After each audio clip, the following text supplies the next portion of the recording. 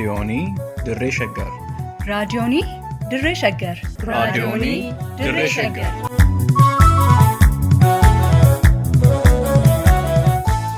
Raadiyoonii Dirree Shaggari. Raadiyooniin Dirree Shaggar torbaan guutuu guyyoodhaan galgalatti sa'aatii tokkorraa eegalee hamma sa'aatii tokkoof walakkaatti dambalii gabaabaa meetir baandii 19 kiiloo heerzii 15,415 irratti qophii dabarsuu amma jalqaba. Raadiyoonii Dirree Shaggar.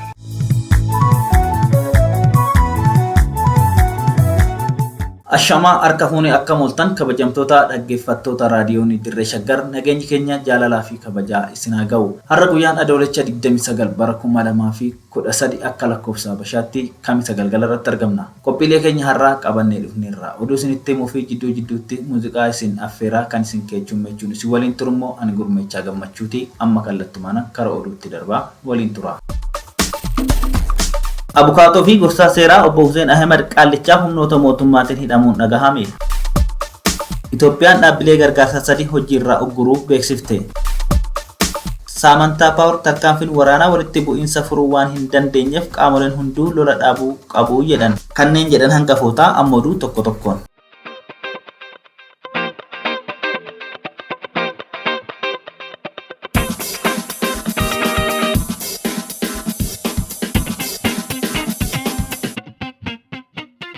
Abukaatoo fi gorsaa seeraa kan ta'an obbo Hussein Ahmed Qaallichaa godina Harargee Lixaa aanaa Habroo magaalaa Galamsootti adoolessa 28 bara 2013 waaree booda poolisoota humna addaa Oromiyaatiin mana jireenyaa isaaniitii ukkaamsamuun hidhamuun dhagahame. Obbo Hussein ajjeechaa artist Haacaaluu Hundeessaan booda mormii uummanni gaggeessaa ture qindeessite jechuun hidhamanii akka turanii fi erga hidhaarraa ba'anii booda sababa miseensa adda bilisummaa Oromoo ta'aniif qofa barbaadamaa turuu fi jalaa miliquun jiraachaa akka turan hiriyaan isaanii tokko raadiyoonii Dirree Shaggaritti himaniiru. Iddoo gartee gaafatamaa adda bilisummaa Oromooti jedhanii dhuma gartee jechuun deebisanii ammasii dhiitu uummata kakaasaa gaafa gartee jechuun sababa Haacaaluun dhufu sanillee deebisuun uummata irratti kakaasa jedhaniituma hidhanii turanii san dura mana hidhaatti ture achirraa deemeti dhadhaamaa jiraachaa ture sababa gartee rakkoo isaanii achi jiraachuu dadhabeetiin ba'a. Sana booda gar dhufee gartee waggaa tokko dhadhaamaa jiraachaa ture guyyaa kaleessaa ka'ee gadi gale osuma inni galee maatii isaatii wajjin mana isaa jiru guyyaa sa'aatii 9tti humna gartee addaatii mana jireenya isaatii fuudhan. Obbo Hussein abbaa maatii waan ta'aniif maatii isaanii ilaaluuf wayita gara qe'ee dhaqanitti humna kanaan akka ukkaanfaman hiriyaan isaanii kun ragaa ba'u. Waa ijoollee lamaati. Maatii isaanillee amma dhaga'utti isaatu jiraachisa. Sanuma ifateetiin inni kan iddoo jiru deemee cittii qaban malee badii humtuu qabaatittiin. Dhumarrattis nama hidhuu fi gidirsuun rakkoo furuu waan hin dandeenyeef mootummaan of ilaaluu akka qabu ibsuun qeerroon Oromoo akkuma kaleessaa jabaatee falmachuu qabaa jedheera. Uummata kanaaf dhaamsi hin dabarsu. Guyyaan kun hin darba. Mootummaan hin dhufa hin darba. Garuu deebisanii immoo nama gidirsuu nama hidhuudhaan gartee furmaanni gartee argamu hin jiru. Nama hidhinaa nama gartee hidhaadhaan furmaanni dhufu waan hin jirreefi kana atattamaan fala kan jiranii qeerroon Oromoo immoo akka qeerroo Oromootti ijaaramee deebisee jechuudha humna isaa kan duraan isaanii deebisee qabsoo kana finiinsuudhaan furmaa kana gara tokkotti deebisuu qaban jedhanii. Ministeerri Haajaa Alaa Antoonii Bilinken dhimma Itoophiyaa irratti muummicha ministeeraa Suudaan waliin mari'achuun dhagahame. Ministeerri Haajaa Alaa Ameerikaa Antoonii Bilinken dhimma Itoophiyaa irratti muummicha ministeeraa Suudaan Abdallaa Hamdook waliin bilbilaan mari'achuu beeksiseera. Dubbi himaa waajjira Haajaa Alaa Ameerikaa Ned Price akka ibsetti Antoonii Bilinken dhimma walitti bu'iinsa Itoophiyaa naannoo Afaarii fi Amaaraa keessatti babal'atee fi dhimma waraana Eertiraa irratti Abdallaa Hamdook waliin mari'ataniiru. Qaamoleen waraana Tigraay keessatti hirmaatan hundi dhukaasaa dhaabuun gara marii hunda hirmaachisetti akka fuulleffatanii fi namoota sababa wal waraansatiin rakkoof saaxilamaniif akkaataa deeggarsi namoomaa gahuu irratti Bilinkenii fi Hamdook waliigalteerra gahuu beeksisaniiru. Dhaabbileen gargaarsa namoomaa sadii Itoophiyaa keessatti akka hin hojjenneef mootummaan Itoophiyaa ugguruu beeksiseera. Dhaabbileen kunniin Hakimoota Daangamaleeyyii Doctors Without Borders damee Hoolaandii, Kaawunsilii Baqattoota Noorweey, Norweeyaan Refuge Kaawunsilii fi Almaaktoom Faawundeeshin fa'i yoo ta'an sababa ergama dhaabbataniifiin ala socho'an jedhuun Itoophiyaan baatii 3 hojiirraa ugguruu dhaabbanni Fact Check jedhamu gabaaseera. Dhaabbilee kanniiniif eeyyama kan kenne eejensiin dhaabbilee waldaalee siivikii Itoophiyaa dhaabbileen kunniin ergama dhaabbataniin ala socho'aa waan turaniif dhorkamuu isaanii ibse.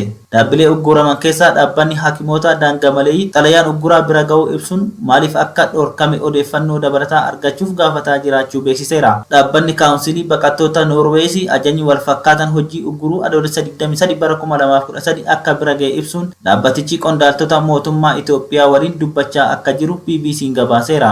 Haaluma wal qabateen dhaabbanni mootummoota gamtoomanii mootummaan Itoophiyaa dhaabbilee deeggarsaa komachuun hin mallee jedhe. Dhaabbata mootummoota gamtoomaniitti itti gaafatamtuun deeggarsaa yeroo ariifachiisaa Maartin Giriifiitis aangawoonni Itoophiyaa dhaabbilee deeggarsa namoomaa humnoota Tigraayiif oogu akkasumas hidhachiisaa jiru jechuun isaanii balaa hamaadha jechuudhaan mootummaan Itoophiyaa komii qabu ragaan deeggaruun akka irraa eegamu himaniiru. Maartin Giriifiitii uggura mootummaan Itoophiyaa kibxata darbee dhaabbilee deeggarsa namoomaa sadirratti kaa'e komii bu'uuraa kan hin qabnee fi dhaabbachuu qabaa jedhaniiru.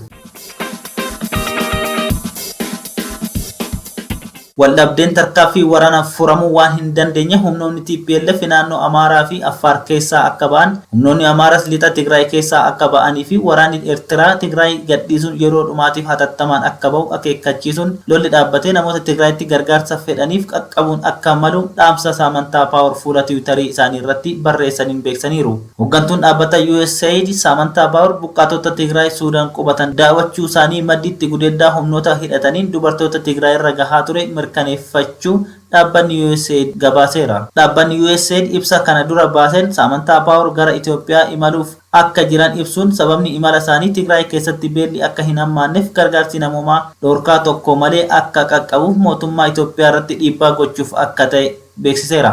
Gama biraatiin imbaasiin Ameerikaa Finfinnee jiru qaamoleen lola keessatti hirmaachaa jiran dhukaasa dhaabuun marii akka jalqaban irra deddeebiin waamicha dhiyeesseera. Gatiin jijjiirraa doolaara Ameerikaa tokko gabaa gurraacha irratti birrii 65 ga'e. Itoophiyaatti garaagarummaa sharafa alaa baankii fi gabaa gurraachaa gidduu bal'ataa dhufuun doolaarri Ameerikaa tokko gabaa gurraacha irratti birrii 65 jijjiiramaa jiraachuu miidiyaaleen gabaasan.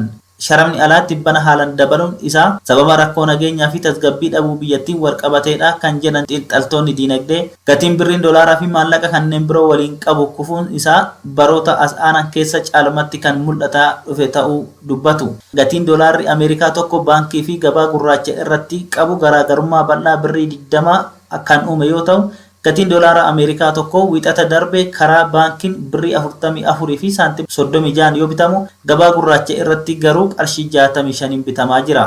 Waggoota sadan darbaniif Itoophiyaa keessatti garaagarummaa sharafaa alaa baankii fi gabaa gurraachaa gidduu jiru birrii 2 kan hin caalle ta'ullee garaagarummaan bal'aa sharafa alaa amma biyyattii mudate kun jeequmsa biyyattii raasaa jiru diinagdee biyyattii hangam akka laamshessee kan agarsiisudha jedhameera. Hir'inni kun ammoo diinagdee irratti dhiibbaa taasisuudhaan warshaalee fi indastiriiwwan hedduun guutummaatti humna qabaniin akka hin oomishne akkasumas jiraachuufillee sadarkaa yaaddessaarraan akka isaan gahe hubatameera. Itoophiyaan baroota darban caalaa addatti barana daldala irraa doolaara Ameerikaa biiliyoona 3.6 argachuu ibsaa turtullee rakkoo nageenyaa fi tasgabbii biyyattii keessatti uumamee wal qabatee sharafni alaa maallaqa biyyattiin fayyadamtu birrii gatii dhabsiisutu dubbatama. Oduu wal qabatee poolisiin federaalaa dhaabbilee idil addunyaa daddabarsa maallaqaa seeran alaa irratti hirmaatan jedhe 6 cufuusaa beeksiseera. Poolisiin federaalaa yakka kana irratti hirmaataniiru kan jedhu dhaabbilee daddabarsa maallaqaa idil addunyaa Tawakal Express 24 Online, Amal, Juba fi Tajuu yoo cufaman itti gaafatamtoonni dhaabbilee kanneenii to'annoo jala ooluu dubbi himaan poolisii federaalaa Jeelaan Abdii BBC'tti himee jira. Uggurrii fi komiin mootummaan Itoophiyaa tibbana dhaabbilee idil addunyaa irratti godhaa jiru kuni ammoo rakkoo gaagama siyaasaa fi diinagdee biyyattii mudateef dhaabbilee alaa sababeeffachuu malee himannaa fi komii bu'uuraa kan hin qabne ta'uun dubbatamaa jira.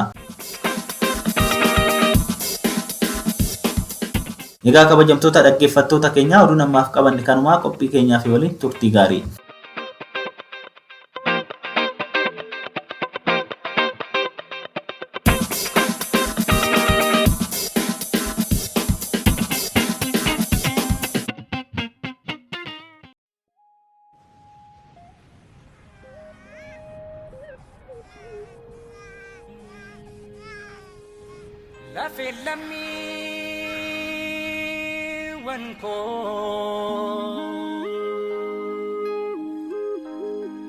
Bakka jirtu iyyitee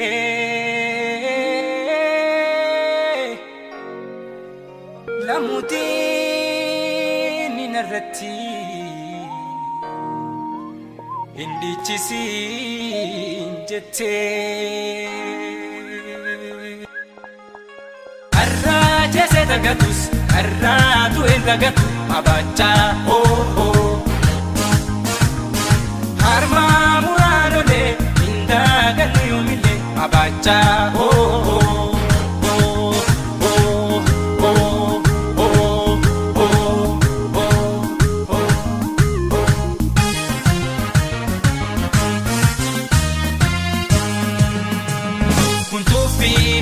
Makalele miko ajese kalubun jiru kidirse binesa yachise Tufi malena makalele miko ajese kalubun jiru kidirse binesa yachise Nduram patumini liki yomide gochisa sununu fayine madan ke nagadanisa Nduram patumini liki yomide gochisa sununu fayine madan ke nagadanisa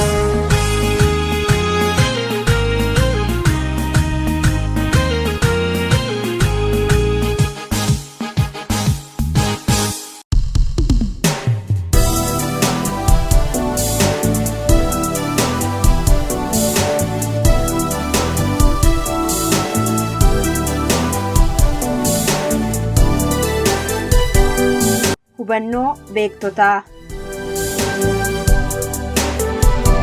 Sagantaa kanaan ilaalcha, taajabbii, qeeqa, hubannoo fi qorannoo hayyoonni haala dhimma biyya keenyaa irratti barreessan isiniif dhiyeessina. Hubannoo beektotaa.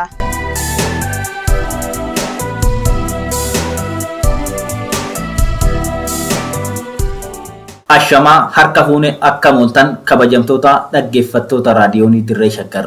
Qophii keenya hubannoo beektotaa har'aatiin leellistoonni Minilik Chikaaluma Minilik dhaabee du'e irratti hidhamanii hafaniiru mata duree jedhuun waan qabanne ni qabnaa haga xumuraatti nu waliin turaan isin affeera.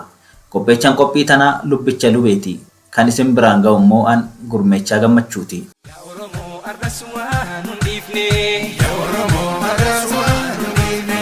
Akka waan ofirraa dhorkuu dadhabnee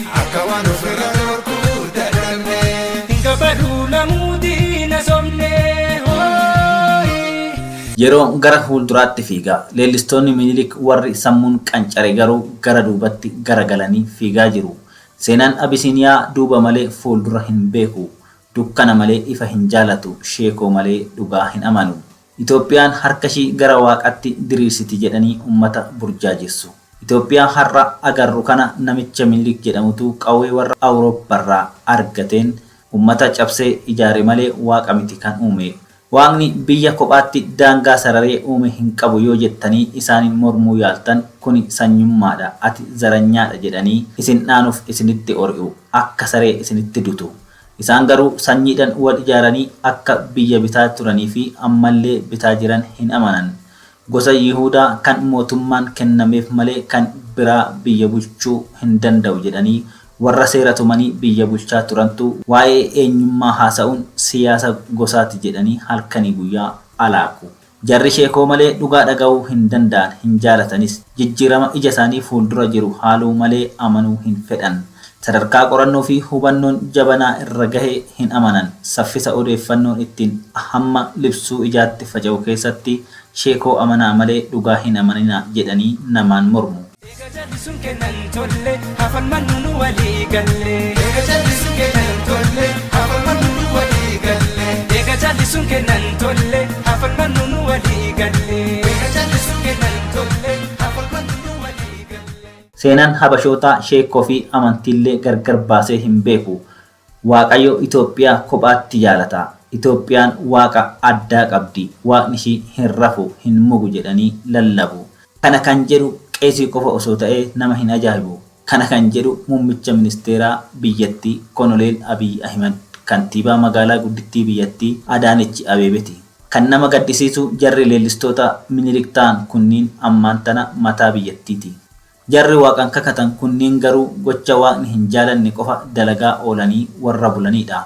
Sobuun, hatuun, nama ajjeesuun, shira xaxuun, maqaa namaa xureessuun amantii kamiinuu cubbuudha. Impaayerri Itoophiyaa jedhamtu ammaan kana hattoota, saamtota, sobdootaa fi sagaagiltoota biyyi lafaa tuffattee dugda itti garagalfatteen bitamaa jirti. Hoogganaan tuuta maafiyaa kun ammoo namicha Abiy Ahmed jedhamu kan burjaajii namummaatiin dhibamaa jiruun gaggeeffamu. Abiyyii fi hordoftoonni isaa warri biyya jeeqaa jiran Chikaala Minilik dhaabee du'erraa sossa'uu hin barbaadan. Chikaalli sun ammoo Oromoo ajjeesuu, balleessuu, saamuu, saboota fi sablammoota tuffachuu, ukkaamsanii dhiitanii bituu, sheekoo fi soba uumanii ummata burjaajessuu, seenaa hin qabne uumanii odeessuu, caraanuu fi fokkoruudha. Sirni Minilik sirni nafxanyaa waggaa 100 ol aangorra turetti qaroomina biraa biyyaaf hin finne. Chaayinaa, Jaappaan, Kooriyaan kibbaa waggaa 50 dura Itoophiyaa waliin sadarkaa tokkorra turan. Jarri ni jijjiiraman. Addunyaalleen sadarkaa to'atanirra jiran. Impaayerri Itoophiyaa garuu Chikaala Minilik irratti dhiisee du'erraa hin hiikamne.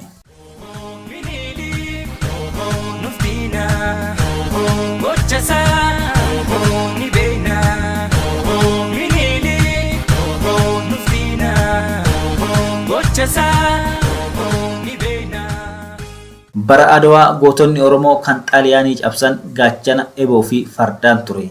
Waggaa 40 booda Xaaliyaaniin taankii marfii fi xiyyaara qawwee jabanaa oomishtee waggaa Impaayera Itoophiyaa haaloo baa'uuf dhuftu ijoolleen Minilik qawwee Minilik bara san osoo lubbuun jiru warra Awurooppaarraa argate malee teeknooloojii biraa uumuu hin dandeenye ture. Egaa sirna boodatti hafaa sana Abiy Ahmed bara olaantummaa Itoophiyaa jedhee kan faarfatuu fi kan deebisee dhaabuuf ifaajaa ture. Garuu amma isattuu aduun dukkanooftee jirti malee. Abiy sirna nafxanyaa gaggeessaa jira malee inni Oromoodha warra jedhaniif garuu wanti dhaamnu Abiy matumtisaa nafxanyaadha.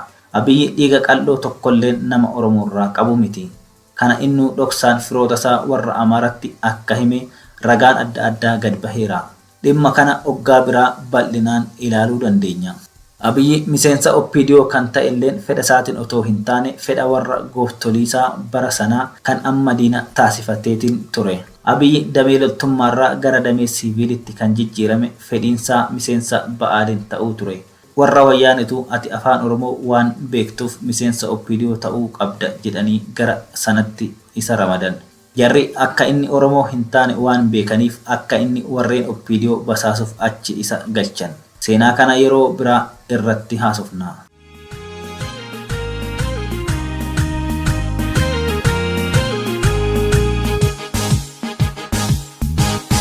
Har'a jese dagatus, har'a du'e dagatu, abachaa hoo.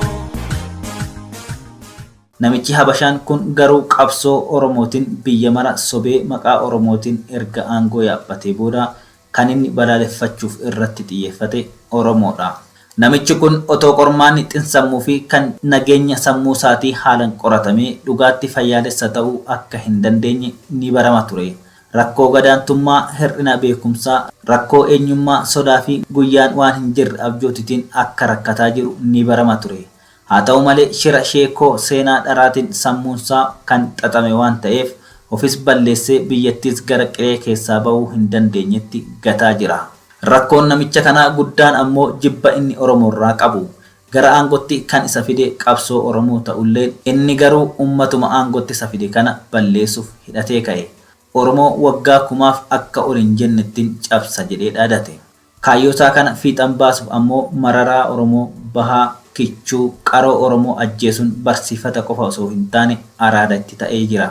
Biltiginnaan Abiyyiin gaggeeffamtu battala du'aaf wixirfataa jirtu kanattillee Oromoo ajjeestee nadhaa bahuu hin dandeenye. Mootummaan Biltiginnaa Abiy Ahmediin hoogganamu ajjeechan waggaa 3 keessatti inni adeemsise dachaa hedduu kan bara wayyaanii waggaa 27 akka caale ragaan adda addaa bahaa jira. Lakkoofsi kun garuu loltoota waraana bilisummaa Oromoo kan qabsoo irratti waraanan hin dabalatu. Lakkoofsi gabaasni adda addaa qabatee bahaa jiru namoota nagaa Biltiginnaan ajjeefte qofa ilaallata.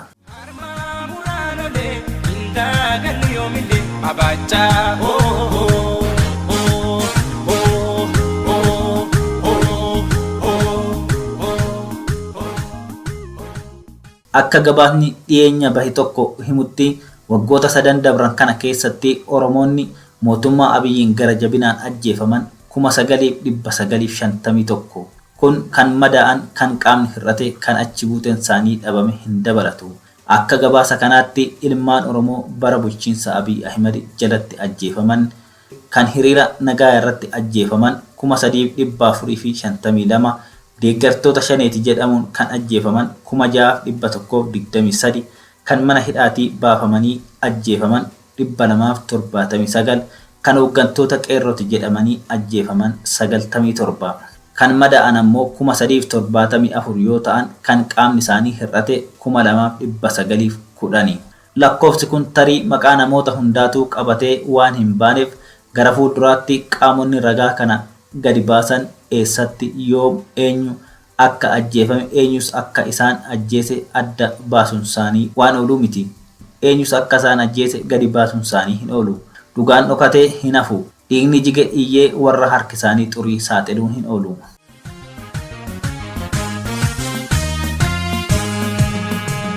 Kumaasan jala koffitani lammii koo Oromoo. Kumaasan osoo baasin dhiifne lammii keenya Oromoo.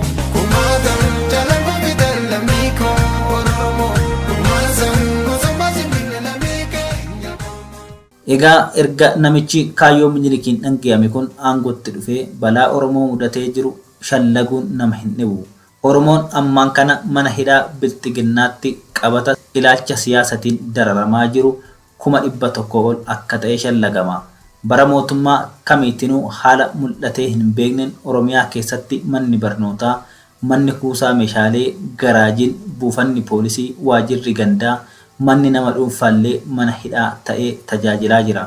Kaambiin waraanaa, buufanni leenjii poolisii fi manni hidhaa idilee hidhamtoota Oromootiin muddamee jira. Bara mootummaa kamiituu ilma kee fidii jedhanii haadha fi abbaa ajjeesuun, haadha manaa ulmaa ciistu hidhuun, loltoota mootummaatiin mana namarratti gubuun mul'atee hin beeku. Kun garuu ammaan kana Oromiyaa keessatti gochaa guyyuu ta'eera. Midhaan maasaa irratti gubuun, tuulaa ooyiruu irratti gubuun bara kamiyyuu mul'atee hin beeku. Leellistoonni Minilik bilxiginnaawwan biyya bitan garuu Oromoo irratti yakka kana raawwataa jiru. Reeffa namaa bineensa nyaachisuun bara kamiyyuu mul'atee hin beeku. Ammaan kana garuu Oromiyaatti kan ta'aa jiru kana. Kun marti akka waan gahaa hin taanetti ilmaan Oromoo mana hidhaa fi karaarraa guuramanii umrii mootummaa shiftaa isaan ajjeesaa maatii isaanii saamaa fi dararaa jiru kana dheeressuuf gara adda waraanatti guuramaa jiru. Daangaan uummata Oromoo qubattoota Amaaratiin karaa dhihaa, karaa giddugalaa, karaa kaabatiin oggaa dhiibamaa lafti Oromoo saamamaa jiru kanatti ilmaan Oromoo waraana isaan hin ilaallanneef akka qoraanitti waraana keessatti guuramanii boba'aa jiru. Kanaaf ammallee nuti tuytii hubadha. Jallifnee lamuufitti waan dhiifnu falmadha. Yartuu kanaaf ammallee nuti tuytii hubadha. Jallifnee lamuufitti waan dhiifnu falmadha.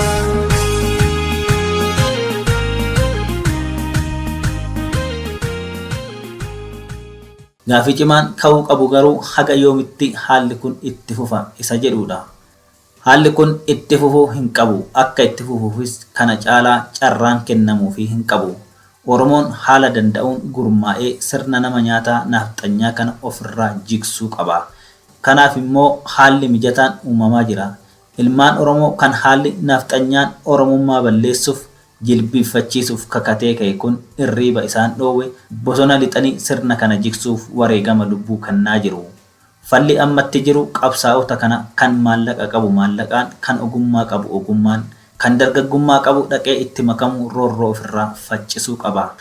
Ammaaf Oromoon humna qawween isa cabsuuf kakatee qawween ofirraa dhoorkuuf hidhatee ka'uu malee filannoo biraa akka hin qabaanne haalli jiru dirqisiisaa jira.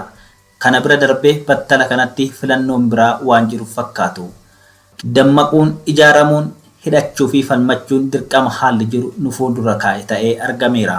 Qeerroon Oromoo garuu ergama addaa qaba. Kana dura sirna abbaa irree harka duwwaa ba'ee qabsoo karaa nagaatiin ofirraa jigseera. Har'a immoo hidhatee waraana bilisummaa Oromootti makamee qawweedhaan sirna Minilik sadaffaa sirna abbaa irree Abiy Ahmed ofirraa jigsuun waan wayitiin isa gaafattudha. Har'aaf kanuma jennaa horaa bulaa. Barri kun bulee ni darbaa, sabni kiyyaa gabrummaa jibbaa, Barana adda kan taasise keettoo duuba nu deebise gabrummaa nurra feesise keettoo duuba nu deebise gabrummaa nurra feesise keettoo duuba nu deebise gabrummaa nurra feesise.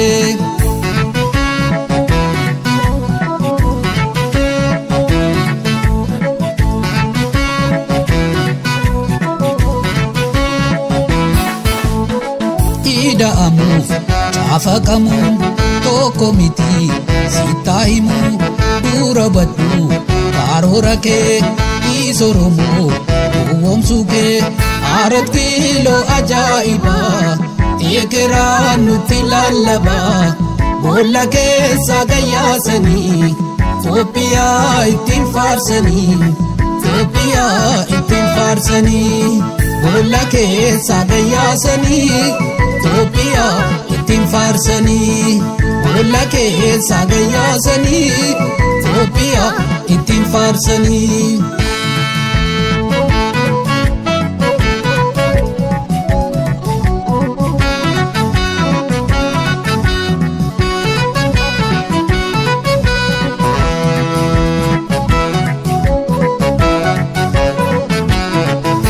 Ajaa'iba duris jenne kaleessa miidiyaan Itoophiyaa dharamaaf odeessa miidiyaan Habashaa kijiba odeessa maqaa Oromootiin aangoo tolbaatanii masaraa mootummaa harka galfattanii Oromoonni beekaa Minilik bineensaa ashkaroon Habashaa maaloo of sirreessaa maaliif nu tuffatti ufii gogaa uffachaa karaarra teessetoo shilingii kaadhachaa qe'ee isaaniin dhaqnee saantu nutti dhufee arraba dheeratan garaan isaanii quufee arraba dheeratan garaan isaanii quufee barri kun bulee ni darbaa sabni kiyyaa gabrummaa jibbaa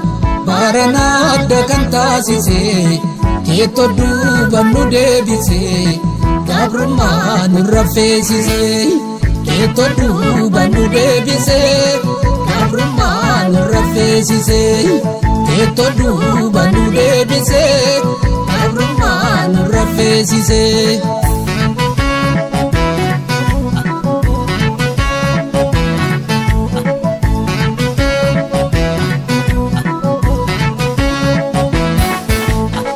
Maafarsita inilikin harma muree indagatiin beekatillee idarbita seenaa dhugaa maaf dhoksita aarat kiiloo ajaa'ibaa eekeraan nutti lallabaa boolla keessa gayyaasanii Itoophiyaa ittiin faarsanii Itoophiyaa ittiin faarsanii boolla keessa gayyaasanii Itoophiyaa ittiin faarsanii boolla keessa gayyaasanii Itoophiyaa ittiin faarsanii.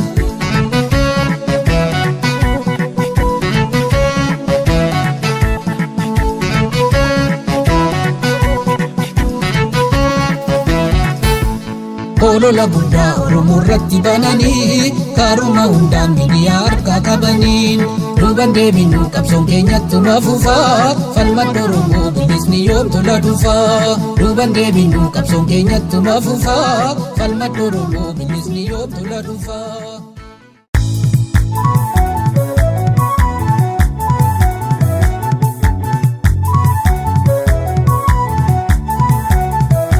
Egaa dhaggeeffattoota keenya oduu dabalatee sagantaa keenya har'aatiin akka bohaartanii fi hubannoo sakkarraa qooddattan ni abdanna.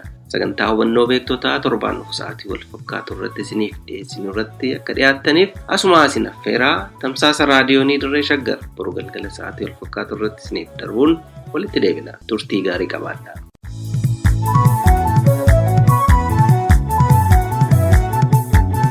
raadiyoonii dirree shaggar raadiyoonii dirree shaggar raadiyoonii dirree shaggar